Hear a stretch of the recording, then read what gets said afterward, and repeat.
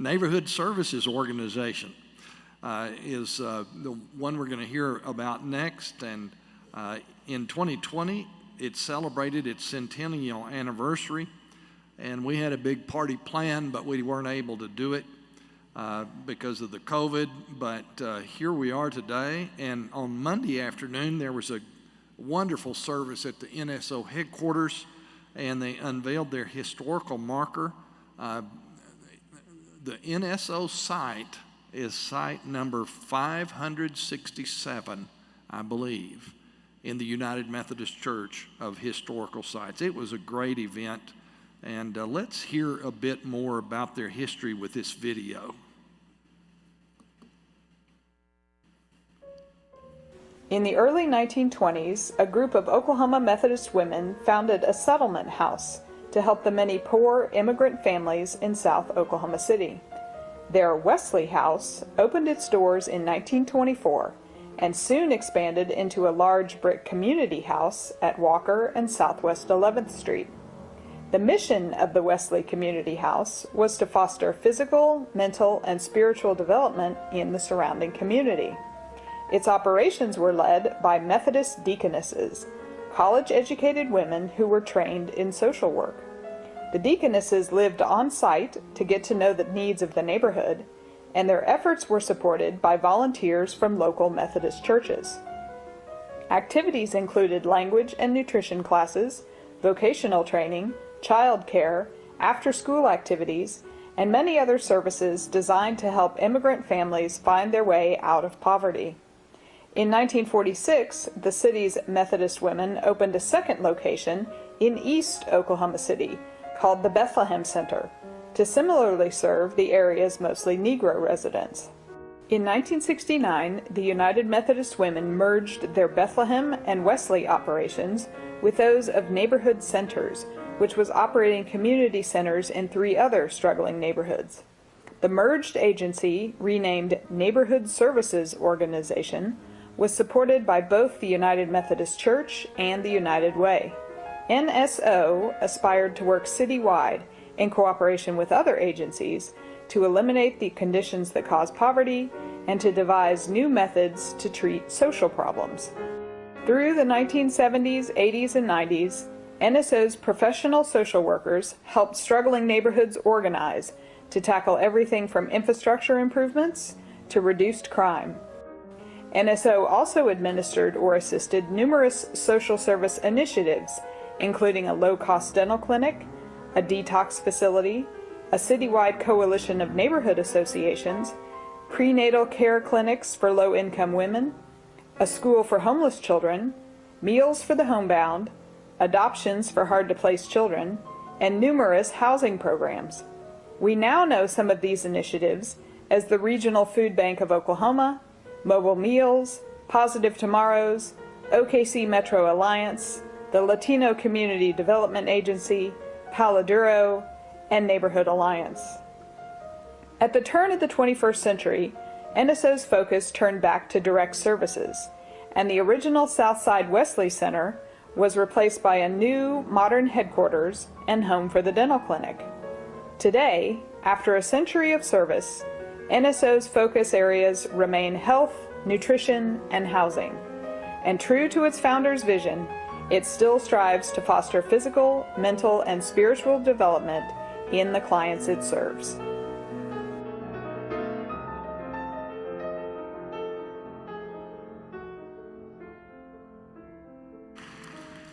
Now we welcome our president and CEO of the NSO, Stacey Ninness.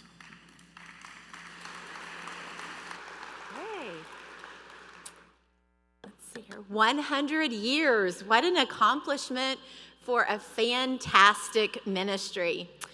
As Bishop said, I am Stacey Ninness, and I am truly honored that I have been able to serve as president and CEO of Neighborhood Services Organization for the past 17 years. I feel blessed to be just a small part of such a wonderful agency with an amazing history of serving our community. I feel humbled to serve side by side with our incredible donors, staff, volunteers, and our board of directors, all who make our agency successful. And many of you that are in the room today are in one of those categories. Not only are we celebrating a century of service with you today, but NSO has also been recognized as a United Methodist Historical Site, which was no easy task and an endeavor that has been underway since 2019.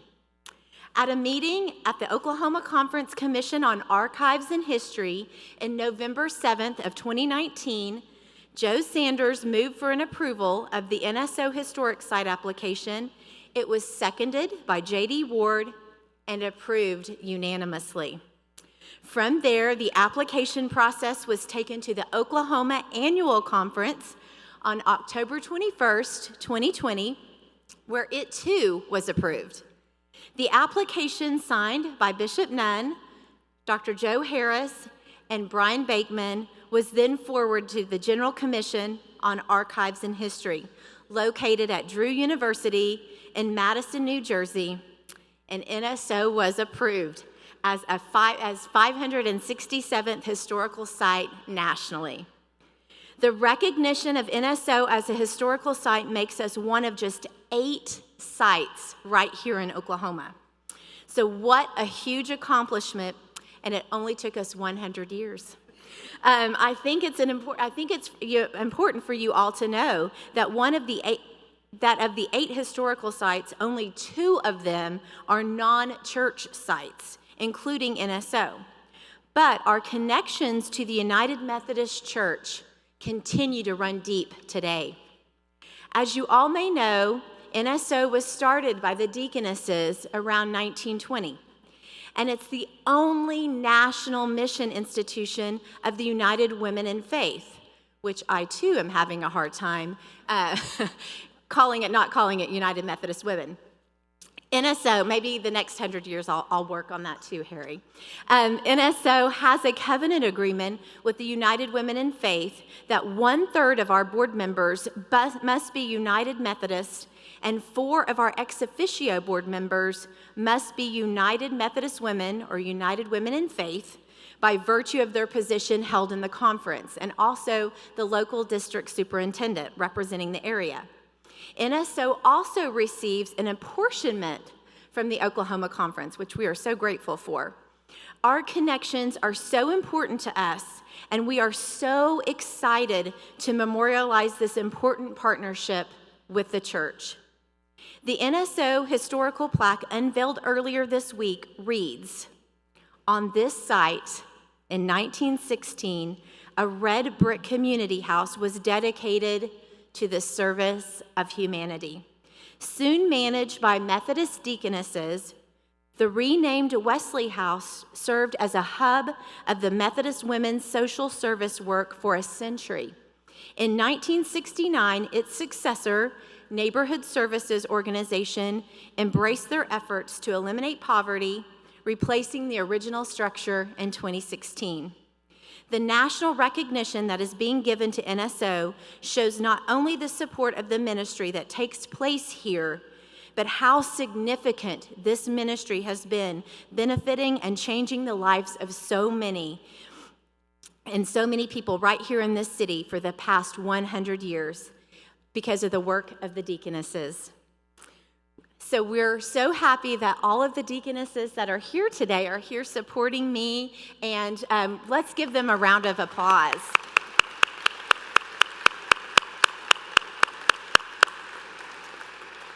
So just a quick thing about the deaconesses. During the late, you guys did get some information on this, but one important thing that I learned from the deaconesses on Monday, that just because you're a deaconess, right, doesn't mean you're married to a deacon. So that is super important to know. But one of the things that is important, that during the late 19th century, during the Gilded Age, the American economy industrialized and expanded rapidly with the prolific immigration. But American cities struggled to accommodate the rapid population increase, and urban slums became a public health as well as a humanitarian concern. At the same time, advanced educational opportunities began to open up a new generation of middle and upper class women who started attending college in record numbers. But salaried employment for educated women remained scarce, and most Christian denominations excluded women from serving as priests, preachers, and ministers. Consequently, educated Christian women flocked to a new developing profession that allowed them to put their minds, hands, and hearts to work simultaneously, which is called social work. Instead of just alleviating poverty, 19th century professional women social workers aspired to eliminate it, and in the process help the poor immigrants become good American citizens, which usually meant helping them become good Christians as well. The deaconess movement to consecrate and appoint Methodist women social workers was established by the Methodist Episcopal Church at its General Conference in 1888. And the Methodist Episcopal Church South followed suit in 1902. Both churches established training programs for their deaconesses at exiting training schools and foreign missionaries. The mission field of a deaconess included care for the poor, the sick, the orphan, and to pray for the dying and to comfort the sorrowful. Many 19th century professional women social workers resolved to live amongst the populations, which is what they did at the Wesley and Bethlehem Center. They hoped to serve so they could get to know the people that they served and their specific needs. So again, let's recognize and honor all of the deaconesses that are here today for the important work you all do in our conference. Our social justice ministry and advocacy is stronger in Oklahoma because of your work and your witness. We give thanks for you. Let's all give them another round of applause.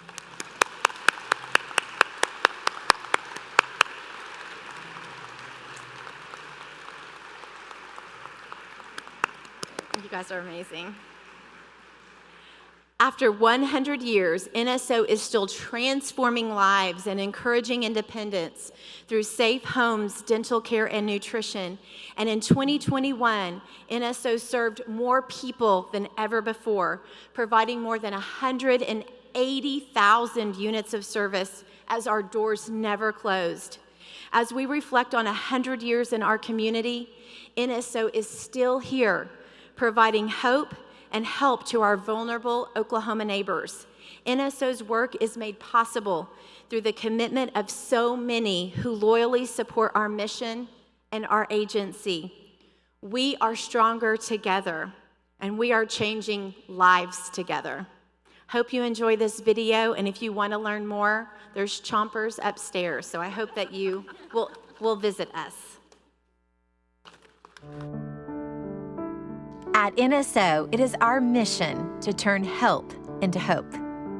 We work every day to ensure that our doors are always open to those who need us most, that every single person is welcomed with open arms and open hearts.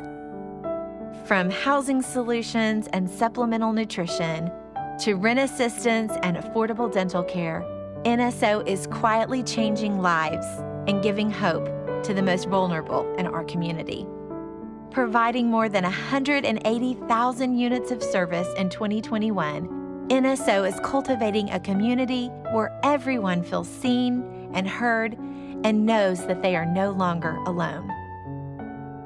At NSO's Martha's House in Gatewood, we are giving unhoused pregnant and parenting mothers and their children a chance for a new life. We're providing them with a home and a path to a better future that will impact generations to come. At our Carolyn Williams Center, NSO is giving young men the tools and resources they need to be successful. These residents are unhoused or aging out of foster care, and NSO is here to provide shelter, guidance, and a fresh start. NSO's WIC Clinic has been providing services to more pregnant women and children than ever before by providing support to more than 50 total counties. The staff at NSO's WIC Clinic has worked tirelessly to make sure that no child in the state of Oklahoma goes hungry. NSO's low-cost dental clinic is continuously striving to provide our state-of-the-art care to as many people as possible.